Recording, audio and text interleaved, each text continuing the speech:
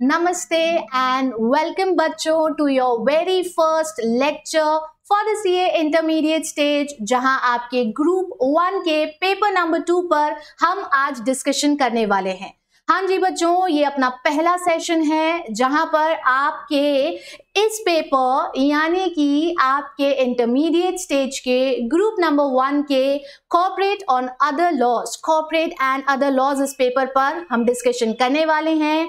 ये वीडियो आपके पूरे पेपर के ओवरव्यू पर आधारित है, किस तरह से इस पेपर को पढ़ाया जाएगा और क्या क्या चीजें हैं जो कि आपको इसमें पढ़ना है, ये सब हम आज बात करने वाले हैं। Being the very first session, I just do not want कि सारी की सारी चीजें आज से ही आपके ऊपर डाल दूं और बता दूं बच्चों ये पढ़ना है, ऐसा करना है, इतना सारा कोर्स है, इतना सारा सिलेबस है।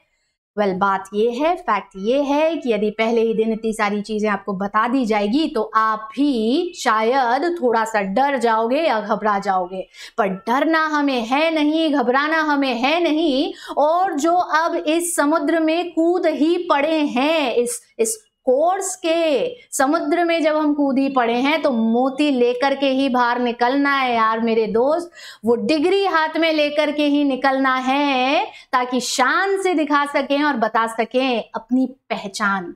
तो चाहिए ना हमें वो पहचान, चाहिए ना हमें वो आइडेंटिटी, और बस उस पहचान और उस आइडेंटिटी को पाने के लिए अभी आप लोगों ने अपने कुछ एग्जाम दिए हैं, कुछ लोगों ने दे दिए हैं, कुछ लोग आने वाले मई में देने वाले हैं, कुछ लोग और उसके बाद आगे आने वाले नवंबर के अटेम्प्ट्स में देने वाले हैं। तैयारी आप लोग अपने अपने स्तर पर करना शुरू कर रहे हैं। अब समय ऐसा हो चला है कि अब हम फेस टू फेस इंटरेक्शन एक दूसरे से नहीं कर पा रहे हैं, बट देन आवश्यकता आविष्कार की जननी है बच्चों, ऐसा ही सीखा ना हमने हमेशा से बचपन में। तो बस देखिए, आवश्यकता आई, कोविड-19 लेकर के आया। वैसे तो एक बहुत बड़ा पेंडेमिक है ये, जिससे कि देश और दुनिया सब परेशान थे, पर यही उस समय था जब हमारी आवश्यकता खड़ी हुई और हमने कर लिया आविष्कार वॉज जस्ट लाइक कि हमने ये ऑनलाइन प्लेटफॉर्म्स का कॉन्सेप्ट शुरू कर लिया और अब यहाँ पर हम आप और आपके जैसे और बहुत सारे बच्चों को एक साथ पढ़ा सकते हैं। हम सब एक दूसरे से इंटरैक्ट कर सकते हैं इस प्लेटफॉर्म के माध्यम से। We can have the exact same feeling जैसा हम हमारी क्लासेस में बैठ करके पढ़ते हैं तब आती है। तो बस आज के सेशन की चलो अपन शुरुआत करते हैं और ये देखते हैं कि हमें इस पर्टिकुलर सब्जेक्ट में क्या पढ़ाया जाना है। दीदी आपसे क्या कहना चाह रही हैं? तो भाई सबसे पहले दीदी आपको क्या समझा रही है? ओके, दीदी आपके लिए लेकर के आई हैं पेपर का complete overview. Well that's quite obvious ना, हमारे सेशन का नाम भी ओवरव्यू है, कोर्स अनरैप है या सिलेबस अनरैप है। तो सबसे पहले ये तो समझें बच्चों कि जो पेपर अपन पढ़ने वाले हैं, पूरे 100 नंबर के लिए जो पेपर अपन पढ़ने वाले हैं, 100 नंबर के इस पेपर में आपको क्या क्या चीजें पढ़ना है और इसका पूरा कोर्स ब्रेकअप क्या है, तो वो आपके सामने स्क्रीन पर है। आप देख रहे हो जो कोर्स ब्रेकअप, एग्जैक्टली आप भी देख रहे हो, दीदी भी देख रही हैं और आपको बताना और समझाना चाह रही है। कोर्स ब्रेकअप आपसे ये कहता है कि भाई आपका ये जो पेपर है ये 2 पार्ट्स में टूटा हुआ है। There are 2 parts to your paper। पहला पार्ट जो है वो कंपनी लॉ पर आधारित है, कॉर्पोरेट लॉ वाला पोर्शन है, जहां सिर्फ एक एक्ट 60 नंबर के लिए पढ़ना है बच्चों अपने को। We have 60 marks for the part 1 wherein we have only one single act। पर ये सिंगल एक्ट है, इसीलिए इसे हल्के में मत ले लेना। देख रहे हो ना, नीचे ब्रैकेट में लिखा है सेक्शन 1 से 148 तक के सेक्शन पढ़ने हैं इस एक्ट में।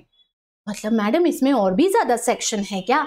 470 कुल मिलाकर के धाराएं हैं। There are 470 sections in this act my dear students, और आप ये पहले 148 sections इस स्टेज में पढ़ोगे और 149 से 470 आप अपनी आगे आने वाली यानी कि फाइनल की स्टेज में पढ़ोगे।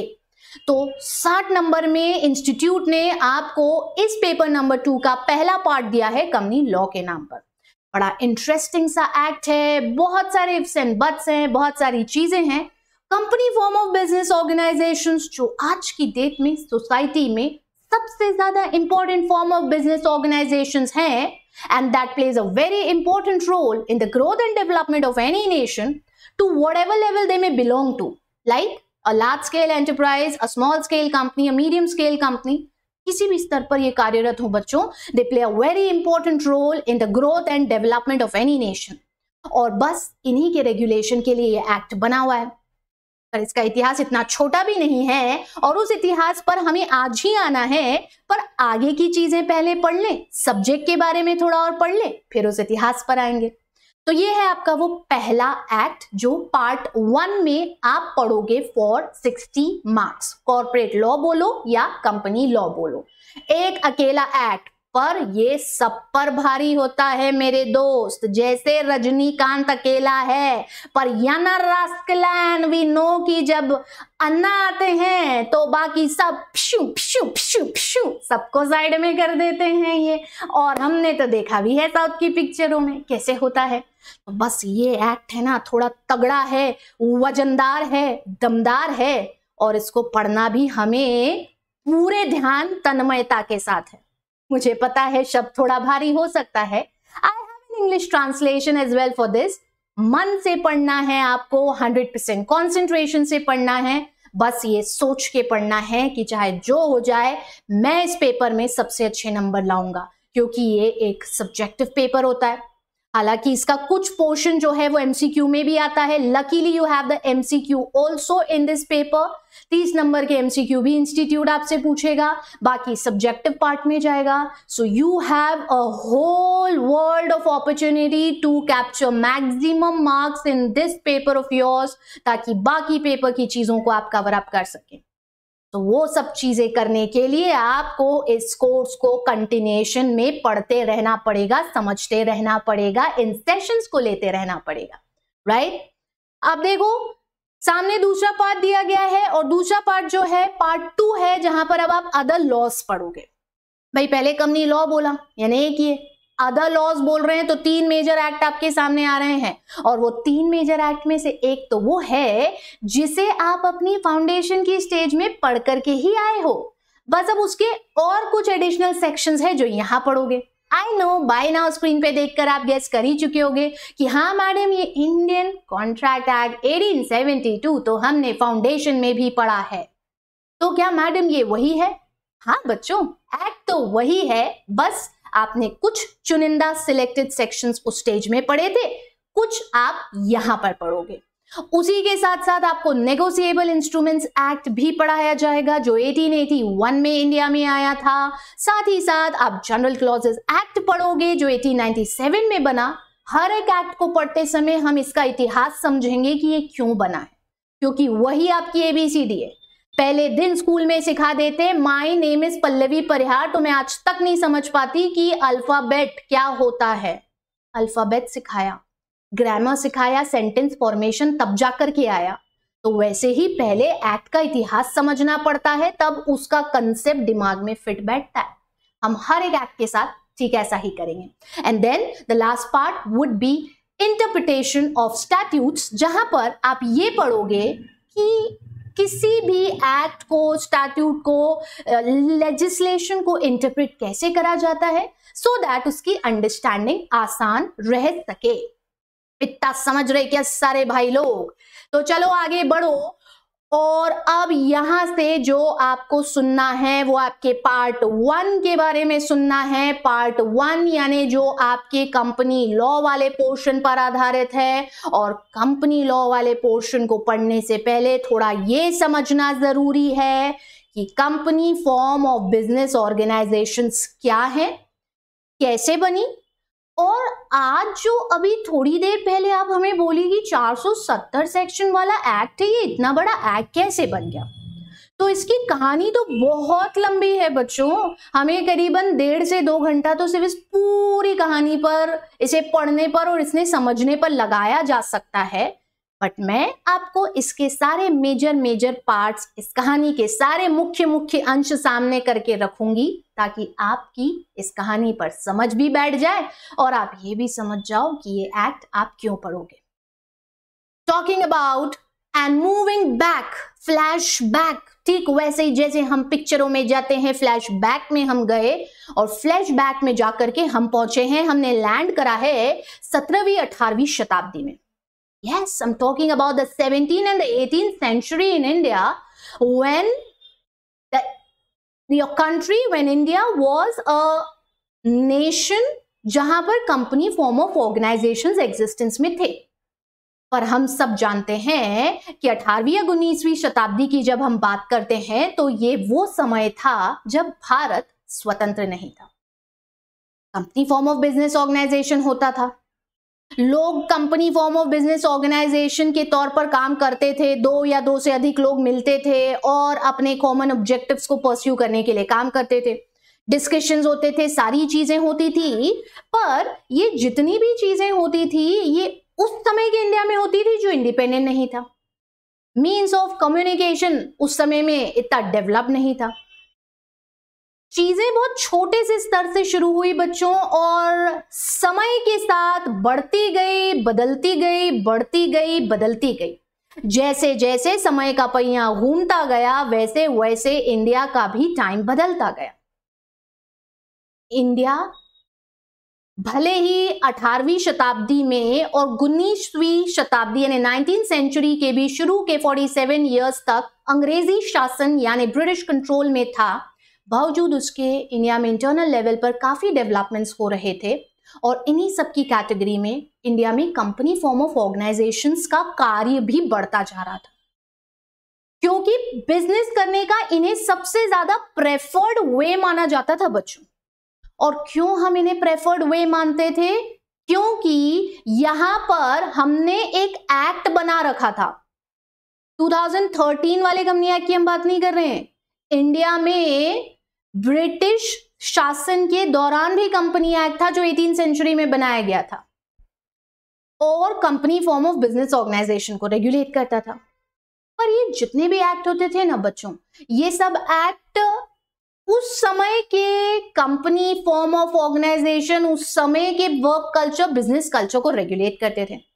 अच्छा, और लोगों के पास एक दूसरे के साथ इंटरैक्शन करने का जो तरीका होता था वो सिर्फ फेस्टिव गैदरिंग्स होती थी. क्यों फेस्टिव गैदरिंग्स? क्योंकि भाई मीन्स ऑफ कम्युनिकेशन इतने डेवलप्ड ही नहीं थे, और जब डेवलप्ड ही नहीं थे तो लोग ऐसी फेस्टिव गैदरिंग्स पर एक दूसरे से मिलते थे, बिजनेसेस का डिस्कशन होता था. एक्ट थे जो रेगुलेट करते थे, बट ना तो एक फॉर्मलाइज्ड स्ट्रक्चर था ना ही रेगुलेटर था. चीजें बस चल रही थी, चल रही थी, चल रही थी. फेस्टिव गैदरिंग्स तो इंडिया में बहुत प्रोमिनेंट थी, है और हमेशा रहेगी. दीपावली मिलन हो या होली मिलन हो, दशहरा मिलन हो या क्रिसमस सेलिब्रेशन हो, ईद मिलन हो या न्यू ईयर का गैदरिंग हो, we Indians have been very fond of celebrating all the festivals together. यही तो हमारी सभ्यता की ताकत है ना. सबका साथ सबका विकास नारा यूं ही नहीं निकाल लिया हमारे देश के प्रधानमंत्री माननीय श्री नरेंद्र दामोदर दास मोदी जी ने. जब तक सब साथ नहीं रहेंगे तब तक विकास नहीं हो पाएगा. कोई खुशी पूरी नहीं है जब तक साथ सबका नहीं है. तो हम अपनी खुशियों को ऐसे ही सेलिब्रेट करते, और इन्हीं सेलिब्रेशंस के दौरान बिजनेस पर डिस्कशंस भी हो जाते हैं. बिजनेस को लेकर के लोग एक दूसरे से भाई कैसा चल रहा है, भाई कैसा चल रहा है, क्या हो रहा है, ऐसे सब डिस्कशंस यहाँ कर लिया करते. कम्युनिकेशन इतना एडवांस थोड़ी था.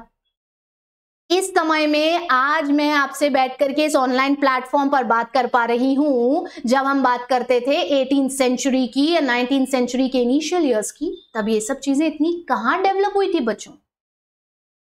टेलीफोन बहुत लेट डेवलप हुआ, आविष्कार इसका हुआ लेकिन काफी लेट हुआ. तो अब ये व्हाट्सएप और इंस्टाग्राम और ट्विटर और स्नैप और टेलीग्राम और पता नहीं क्या क्या क्या क्या, कितना लंबा लिस्ट है ना इसका, ये सब तो थे ही नहीं ना उस समय. आज तो मेरे को किसी से कहीं पर भी बैठे बैठे बात करना है, क्या करना है मेरे को, कहाँ गया भैया मेरा फोन, ये रहा मेरा फोन, झट से मैंने अपना फोन उठाया, खटाक से मैंने मैसेज करा, अरे अरे कहाँ हो, हाय हेलो, और ये सेंड के बटन पे क्लिक कर दिया और मैसेज पहुंच गया. राइट? याद होगा आपको वो समय जब ये टेलीफोन्स, ये मोबाइल फोन्स इतने नहीं होते थे।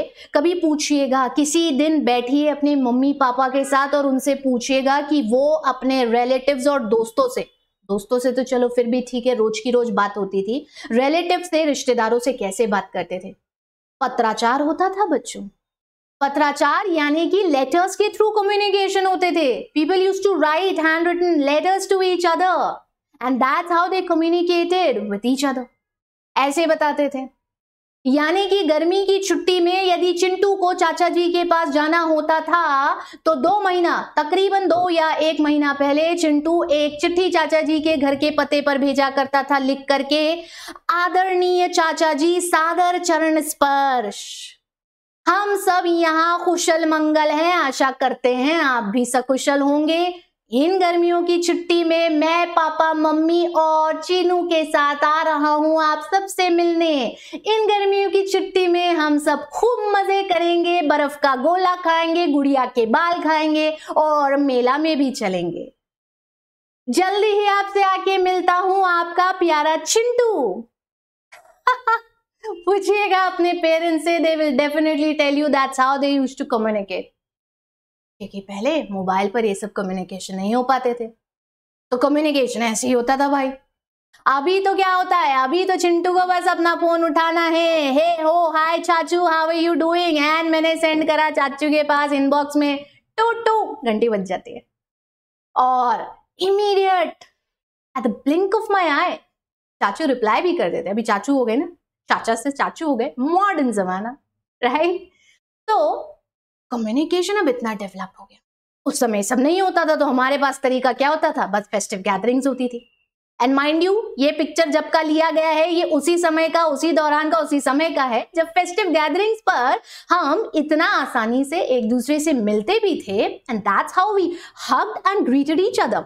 अब तो भैया 2 गज की दूरी बहुत है जरूरी, ये ना भूलिएगा, और ऐसी सब चीजों के बारे में तो सोचिएगा भी नहीं। क्यों? क्योंकि भले ही वैक्सीन आ गई हो या आने वाली हो, या लग भी जाए या लग गई हो, लेकिन 2 गज की दूरी बहुत है जरूरी, और मास्क और सैनिटाइजेशन की इंपॉर्टेंस हमें कभी नहीं भुलाना है।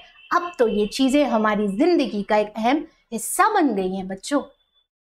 तो बस ये उस समय की बात थी, जब फेस्टिव गैदरिंग्स पे लोग एक दूसरे से मिलते और अपनी चीजों पर डिस्कशन करते और इसी तरह से बिजनेस चलता। तब समय इतना तेजी से नहीं दौड़ता था ना जैसे आज दौड़ता है। तब सबके पास बहुत समय होता था, सारे काम भी हो जाते थे और उसके बावजूद भी समय होता था। आज की दुनिया की सबसे बड़ी बीमारी हो चली है, ऐसी बीमारी जिससे दुनिया का हर एक व्यक्ति ग्रसित है। और नहीं, मैं यहाँ पर कोरोना की बात नहीं कर रही हूँ, मैं बात कर रही हूँ समय नहीं होने की बीमारी। Every time we are like busy. Mummy चिल्ला रही, बेटा तुमने काम नहीं करा। अरे यार मम्मी, यार टाइम नहीं मिला, यार क्लास चली गई थी। पापा बोल रहे बेटा तुमने ये काम नहीं करा। अरे यार पापा कर दूंगी ना, टाइम नहीं था। किसी दिन आपने पापा को बोला, पापा मैंने आपसे कहा था ना आते समय मेरे लिए एक नोटबुक ले आएगा। ओफो बेटा, मेरे को बिल्कुल टाइम नहीं मिला, दिन भर ऑफिस के काम में लगा था। समय नहीं होने की बीमारी से आज हम सब ग्रसित हो चुके हैं। खैर, हम जिस समय की बात कर रहे थे उस समय में सब कुछ भी नहीं था। ना कम्युनिकेशन इतना डेवलप्ड था और ना इकोनॉमिक ग्रोथ और डेवलपमेंट इतना बड़े स्तर पे हुआ था बच्चों। इसीलिए चीजें बहुत आसान तरीके से आगे बढ़ रही थी। और जैसे जैसे समय आगे बढ़ता जा रहा था ना, जैसे जैसे इंडस्ट्रियल रेवोल्यूशन आया, भारत आजाद हुआ, 1947 आया, हमें अपने देश की आजादी मिली और अब हम स्वतंत्र हो चुके थे। पर जानते हैं, ये स्वतंत्रता तो मिली, इसी के साथ साथ हमारी एक्चुअल स्ट्रगल यहां से शुरू हुई। क्योंकि इसके पहले तक तो सारी चीजें किसी और के हाथ में होती थी, कोई और था जो हमें चलाता था। अब इतने बड़े भारत देश को चलाना, इसका संचालन, यहाँ के नागरिकों का पालन और पोषण, ये सब अब हमारे अपने हाथों में था। So this was one of the biggest challenge now post 1947 after achieving our independence. Poverty, unemployment, illiteracy, malnutrition, ये 4 ऐसी खतरनाक बीमारियों ने भारत को घेर लिया था बच्चों 1947 में। पर कहते हैं ना, जहां चाह है वहां राह है, where there is a will there is a way। और बस हम रास्ता निकालते गए, धीरे धीरे ही सही, स्लोली एंड ग्रेजुअली हम इन सब परेशानियों से निपटते गए और अपना रास्ता निकालते गए। और इन्हीं सब रास्तों में वैसे तो हमने बहुत सारे कदम उठाए, बहुत सारे स्टेप्स उठाए, सरकार ने ढेरों नीतियां बनाई, अलग अलग एक्ट बने, आप जानते हैं, अलग अलग समय पर अलग अलग कंपनीज एक्ट के अलावा भी बहुत सारे एक्ट बने।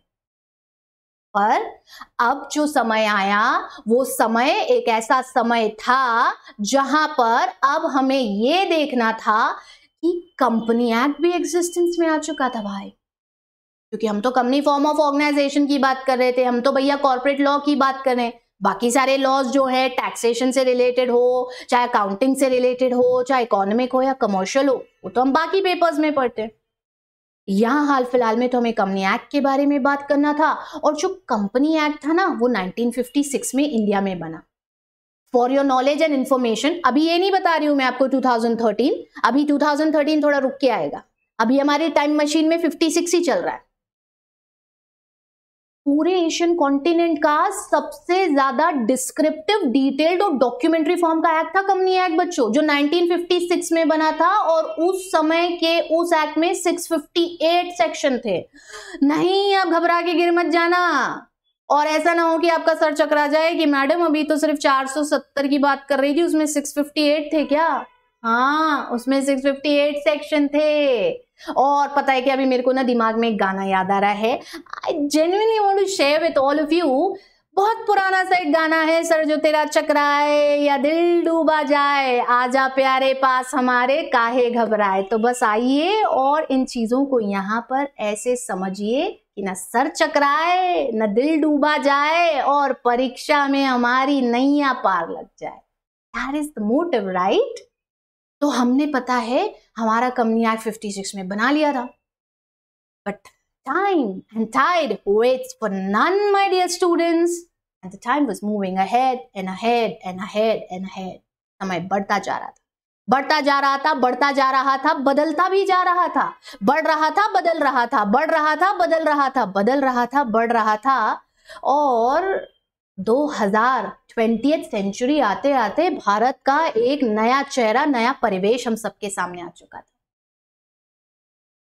अकाउंट्स में पढ़ते हो ना, एक समय के बाद सारी एसेट्स ऑब्सलीट हो जाती हैं, क्योंकि उनकी यूजफुल लाइफ खत्म हो जाती है, राइट? जानते हो ना ऑब्सलीट के बारे में। और वे क्या करते हो? भंगार में बेच देते हो, अटाला में बेच देते हो, या उसे कहीं ऐसी जगह रख देते हो क्योंकि अब वो कहीं इस्तेमाल ही नहीं आएगी। हमने यार 2013 में ना इतने अमेंडमेंट हो गए थे बच्चों, समय के साथ साथ 56 का बना एक्ट, 60s निकल गया, 70s निकल गया, 80s निकल गया, 90s निकल गया, 20th सेंचुरी आ गई। जमीन आसमान का अंतर था 1947 या चलो 56 के इंडिया में और 2000 के इंडिया में, जमीन आसमान का। तो अब ये जो इतना बड़ा अंतर आ गया था ना, इसके कारण ये जो कंपनी फॉर्म ऑफ ऑर्गेनाइजेशंस थे, जो कि देश के डेवलपमेंट में सबसे ज्यादा महत्वपूर्ण भूमिका निभा रहे थे, इनको रेगुलेट करने का जो एक्ट था ना बच्चों, ये एक्ट भी अब क्या हो रहा था? ऑब्सलीट हो रहा था। और अब जरूरत थी नेशनल पैरामीटर्स को इंटरनेशनल लेवल पे रेस करने की। We needed one such piece of legislation that can make India compete at the international levels.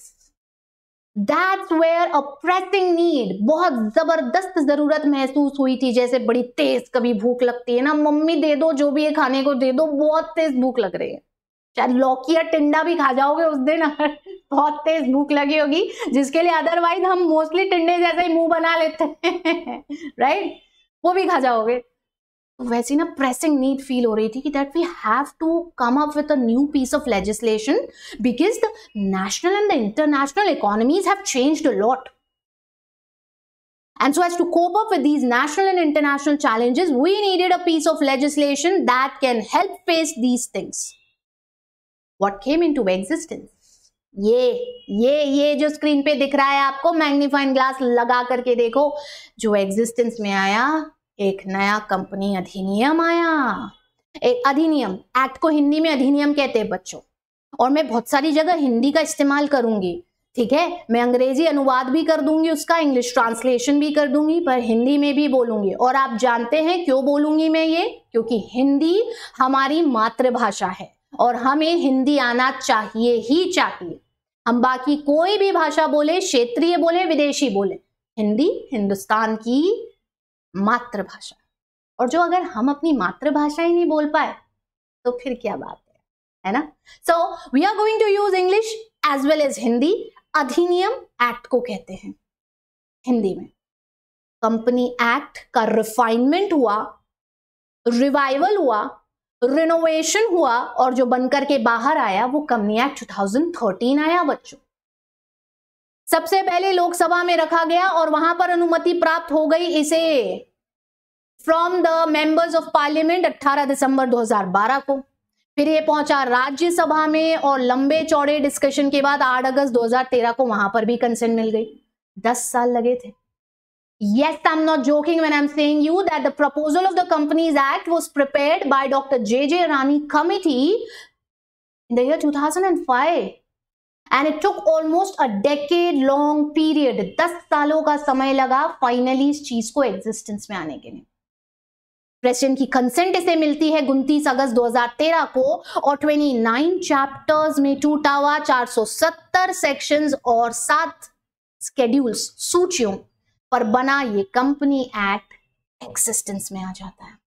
दिमाग में बैठा लेना इसको, आपको दिमाग में, क्योंकि ये बेस है, ABCD है ये पूरा कंपनी एक्ट का, आपके कॉर्पोरेट लॉ का। तो ये एक्सिस्टेंस में आ जाता है। अब यहां पर एक चीज और बताना है मेरे को आपको, और वो है एक स्ट्रक्चरल कंपैरिजन।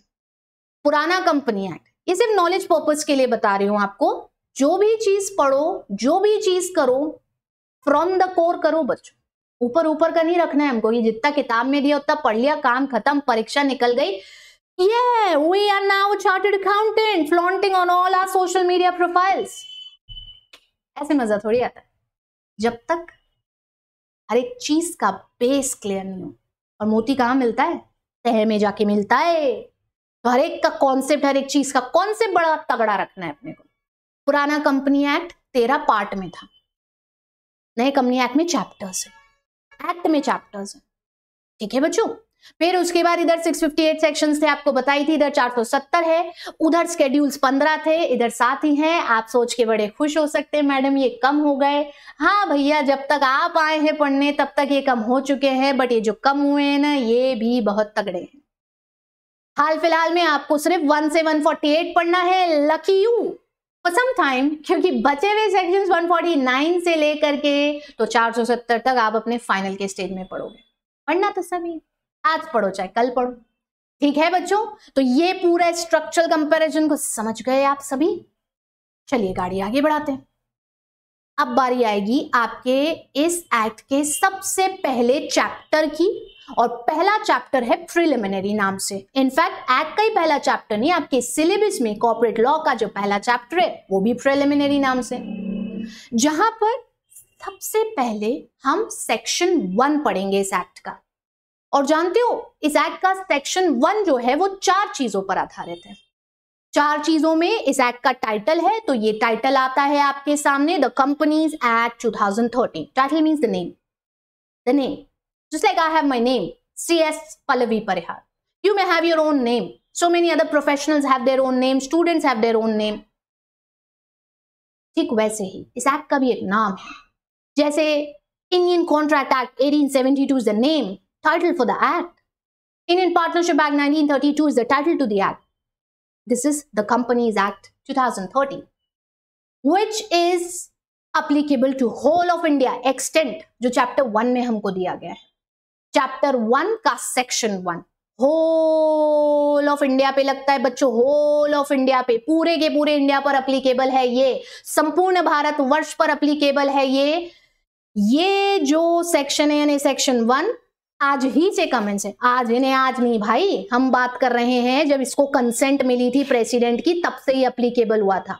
और बाकी धीरे धीरे कर करके इन सभी सेक्शंस को समय समय पर पार्ट में सेंट्रल गवर्नमेंट इंप्लीमेंट करती गई, नोटिफाई हुए ये ऑफिशियल गजेट में और इंप्लीमेंट होते गए। तो ये जो पार्ट है ये पार्ट पहली 3 चीजों पर आधारित है।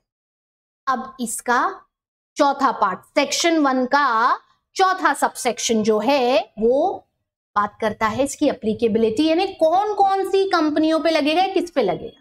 भाई कंपनी एक्ट नाम बता दिया आप, फिर आप बोली होल ऑफ इंडिया पे लगता है, फिर ये एप्लीकेबल हो चुका है ये भी बता दी हो। अब किस पे लगेगा, किस पे, मेरे पे, आप पे, उन पे किस पे लगेगा ये भी बताओ। चलो ये भैया बताएंगे अपने को। सबसे पहले हर उस कंपनी पे लगेगा जो इस एक्ट में बन रही है या पिछले किसी एक्ट में बनी है, लाइक कंपनीज एक्ट 1956 है या उसके पहले जो एक्ट थे इंडिया में। अभी अगर वो कंपनी एग्जिस्टेंस में है तो ये एक्ट उस पे लगेगा। ठीक है, बनेगी कैसे, that is a part of our chapter 2। Chapter 2 में अपन पढ़ने वाले हैं पूरा फॉर्मेशन एंड इनकॉर्पोरेशन, तो ये उस पर लगेगा। फिर भैया बता रहे हैं कि इंश्योरेंस कंपनीज पे भी लगेगा बच्चों। हालांकि इंश्योरेंस कंपनीज ना एक ऐसी कंपनी होती है जिनके लिए अलग से हमारे देश में इंश्योरेंस एक्ट बना है। We have the Insurance Act 1938 and we also have the Insurance Regulatory and Development Authority Act of 1999 है ये, पर वो प्राइमरीली लगेगा। और ये जो ये लाइन देख रहे हो ना आप यहाँ पर, except in so far as the state provisions are inconsistent with the provisions of these act, यानी इनकंसिस्टेंसी नहीं होनी चाहिए दोनों एक्ट में। प्राइमरी इंश्योरेंस एक्ट है, IRDA है, और अगर कंपनी एक्ट और उसमें कहीं क्लैश हुआ तो फिर IRDA या इंश्योरेंस एक्ट ही लगेगा। सेम टू सेम वही की वही जो चीज है वो बैंकिंग कंपनीज के साथ भी होगी, क्योंकि उनके लिए प्राइमरी एक्ट जो होता है वो बैंकिंग रेगुलेशन एक्ट होता है, तो उनके ऊपर सेम टू सेम यही। ओ भैया कूद गए हैं, भैया बड़े प्रसन्न हो गए, खुश हो गए हैं। ठीक है, समझाना चाह रहे थे आपको, वो जानते हैं आप समझ गए होगे, इसलिए वो खुश हो गए। तो हर कंपनी जो इस एक्ट में बनी है या इसके पहले किसी एक्ट में बनी है उस पर ये एक्ट लगेगा। पहले किसी एक्ट में, यानी सिर्फ कंपनीज को रेगुलेट करने वाले एक्ट में। ठीक है, इंश्योरेंस कंपनीज एक्सेप्ट दैट कि कंपनी एक्ट के प्रोविजन इनकंसिस्टेंट नहीं होना चाहिए, कॉन्ट्रोडिक्ट नहीं करना चाहिए टू इंश्योरेंस एक्ट और to IRDA। Similarly banking companies except that they should not contradict with the banking regulation act. आगे क्या है मैम, कुछ और भी है क्या? हाँ, पिक्चर अभी बाकी है मेरे दोस्त, और पिक्चर में चौथा पार्ट आ रहा है वो कंपनीज जो इलेक्ट्रिसिटी के जनरेशन या सप्लाई में एंगेज्ड है बच्चों। Electricity generation and supply. अब हमारे स्टेट में, हमारी सिटीज में ऐसे अलग अलग कंपनीज बनते हैं जो इलेक्ट्रिसिटी जनरेशन, विद्युत बोर्ड रहते हैं, उनका नाम रहता है, उनके लिए एक्ट होता है, इलेक्ट्रिसिटी एक्ट है इंडिया में। But again they are formed as companies, so company act is applicable there on. इसके अलावा किसी भी स्पेशल एक्ट ऑफ पार्लियामेंट के अंतर्गत बनाई गई कोई भी company, of course the provisions should not contradict with that special act. And you know what?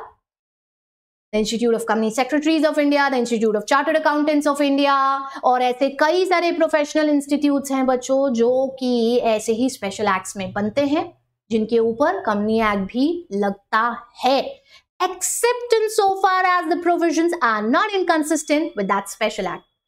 तो हमारे इंस्टीट्यूट का, आपके इंस्टीट्यूट का जो मेजर प्राइमरी एक्ट है that's the chartered accountants act, उसके साथ ये कॉन्ट्रडिक्ट नहीं करना चाहिए।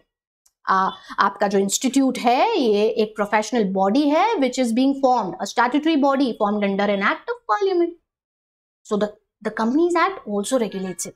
एंड देन इसके अलावा कोई भी ऐसी बॉडी कॉर्पोरेट जिसे central government for the time being ये कहेगी कि इसके ऊपर ये एक्ट लगेगा, तो इसके ऊपर भी ये एक्ट लगेगा। ये भैया घूम रहे हैं, ये पूछ रहे हैं, समझ गए हो ना किस किस पर लगेगा? क्लियर है ना? एक्ट में बनी कंपनी पे लगेगा कंपनी एक्ट, पहले के किसी एक्ट, कंपनी को रेगुलेट करने वाले एक्ट पे बनी कंपनी पे लगेगा कंपनी एक्ट 2013, इंश्योरेंस कंपनी पे लगेगा, बैंकिंग कंपनी पे लगेगा, इलेक्ट्रिसिटी सप्लाई और जनरेशन की कंपनी पर लगेगा, उसके साथ साथ स्पेशल एक्ट में बनी कंपनी पे लगेगा, और हर उस बॉडी कॉर्पोरेट पे लगेगा जिसे सेंट्रल गवर्नमेंट नोटिफाई करेगी। ये पूरा चैप्टर 1 और सेक्शन 1 आपके इस पर्टिकुलर एक्ट का है बच्चों। कहानी को आगे बढ़ाते हैं तो अब चैप्टर 2 सेक्शन 2 डेफिनेशंस पर आधारित आता है, और डेफिनेशंस के लिए बताऊं आपको तो सेक्शन 2 में कुल मिलाकर के हमें 94 परिभाषाएं दी गई हैं भाई, 94, जो कि क्लॉज 1 से लेकर के क्लॉज 94 तक में आती है। पर सारी की सारी एक साथ अभी यहां कैसे रख देंगे? 94 डेफिनेशन सामने रख दूंगी एक साथ इकट्ठी तो डर जाओगे।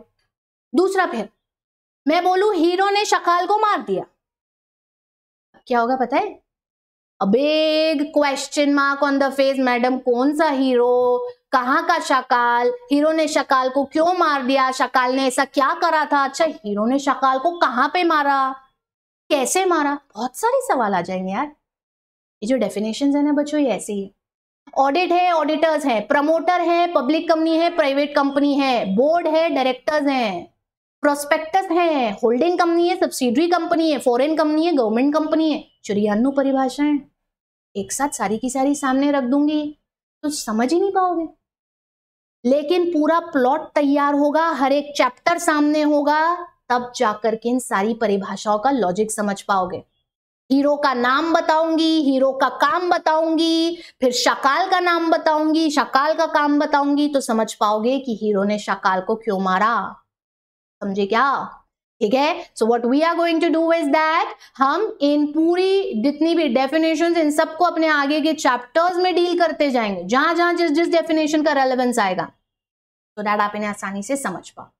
और जो इसका लास्ट क्लॉज होगा ना, अच्छा ये जो मैं सेक्शन सब सेक्शन क्लॉज बोल रही हूँ ना, ये भी समझाऊंगी, बट वो आपको अगले लेक्चर में समझाऊंगी। अभी तो बहुत बेसिक चीज है, सिर्फ कोर्स का ओवरव्यू दे रही हूं आपको, कैसे सेक्शन है और सेक्शन का छोटा भाई सब सेक्शन है, और फिर परिवार का एक और सदस्य क्लॉज है, और क्लॉज का छोटा भाई सब क्लॉज है, और फिर छोटे छोटे छोटे छोटे बच्चे जैसे कि प्रोविजो और एक्सप्लेनेशन और गाइडलाइंस और सर्क्यूलर और स्केड्यूल भी है।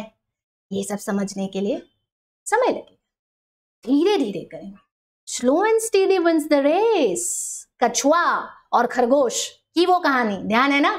तो हम इन्हें धीरे धीरे आगे पढ़ेंगे बच्चों। क्लॉज 95 ने हमें ये आखिरी में एक चीज जरूर कह दी है। क्या कह दी है? वो कह दी है कि भाई सिक्योरिटी कॉन्ट्रैक्ट रेगुलेशन एक्ट या securities and exchange board of India act या डिपॉजिटरी एक्ट में कोई टर्म्स यूज हुई हैं तो फिर उनका रेफरेंस उसी एक्ट के हिसाब से लेना। उस एक्ट की कोई टर्म है वो यहां यूज हुई है तो उसको वहां देख लो, ठीक है? ये सब जगह चलता है। इस एक्ट की कोई टर्म है वहां यूज हुई है तो उसका मीनिंग यहां देखो, उस एक्ट की कोई टर्म है यहां यूज हुई है तो उसका मीनिंग वहां देखो, ऑब्वियस ही बात है।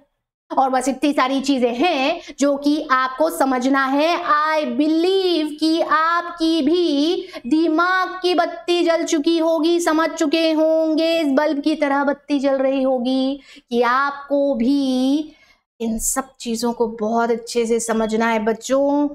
This is where and this is what I wanted to tell you. This is all about your that preliminary part of syllabus जहाँ ये सब चीजें मुझे आपको बतानी थी। Welcoming all of you, welcoming. चलिए फ्लाइट में बैठिए और इस फ्लाइट में बैठ करके अब हमें अपना सफर तय करना है प्रोफेशनलिज्म का, स्टेज का, इंटरमीडिएट की स्टेज का। बस ये ध्यान रखना है कि इधर उधर टकराना नहीं है। यस, आप भी खुश हो लीजिए, आप भी मुस्कुरा लीजिए, राइट? क्योंकि अब हमें इस स्टेज पर आगे बढ़ना है। अगले लेक्चर्स में मुझे आपसे मिलना है। इस सेशन को हमको यहीं पर ही रोकना है। ओके, तो अब आप सभी लोगों को पता है आपको क्या करना है। You know that you need to stay in touch with all of us.